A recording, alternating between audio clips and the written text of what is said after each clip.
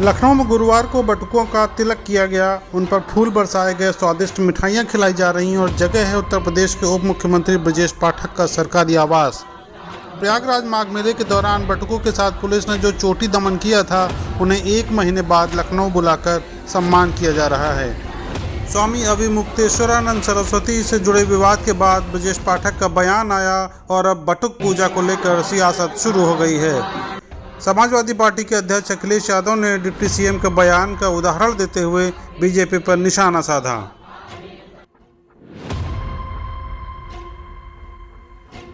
लखनऊ में 101 बटुकों का सम्मान किया गया तो उधर वाराणसी में स्वामी अविमुक्तेश्वरानंद सरस्वती ने भी कह दिया कि अब तो बहुत देर हो गई हुजूर, 11 मार्च को लखनऊ चलो का आह्वान भी कर दिया।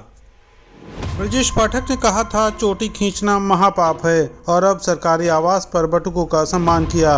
एक दिन पहले संघ प्रमुख से मुलाकात के बाद बटुकों का सम्मान क्या किसी रणनीति का हिस्सा है या फिर डैमेज कंट्रोल की कोशिश?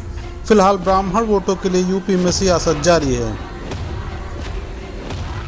इससे पहले यूपी की राजधानी लखनऊ में ब्राह्मण विधायकों की बैठक को लेकर खूब बयानबाजी हो चुकी है। यूपी में लगभग 11% ब्राह्मण वोट हैं और 115 सीटों पर उनका सीधा असर है। साल 2007 में बीएसपी को लगभग 40% ब्राह्मण वोट मिले थे और इन्हीं वोटों के सहारे मायावती मुख्यमंत्री की कुर्सी पर काबिज हुई। साल 2012 में समाजवादी पार्टी को भी लगभग 20% ब्राह्मण वोट मिले थे और इसी के सहारे अखिलेश यादव सीएम बन पाए। 2014 के बाद से ब्राह्मण वोट बैंक पर बीजेपी का कब्जा है और लगभग 80% ब्राह्मण बीजेपी को वोट देते हैं। लिहाजा इस वोट बैंक पर विपक्षी दलों की खासी नज़र है।